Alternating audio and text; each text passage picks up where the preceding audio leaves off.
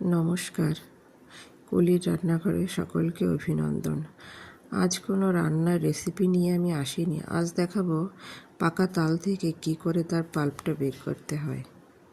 তার জন্য আমি একটা তাল নিয়েছি, উপর থেকে খোসাগুলো ফেলে দিয়ে সুন্দর করে পরিষ্কার করে নিয়েছি। এবার একটু হাতে জল দিয়ে এইভাবে ভালো করে এক একটা করে সমস্ত আটিগুলি মাখিয়ে নেব।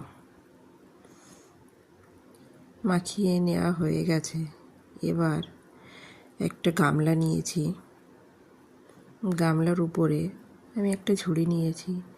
যতটা সম্ভব কম ছিদ্রযুক্ত ঝুড়ি নিলেই পরিষ্কার, তাতেই হবে। এবার আমি এই যে আটিগুলোকে দিয়ে ভালো করে এইভাবে ঘষে নেব।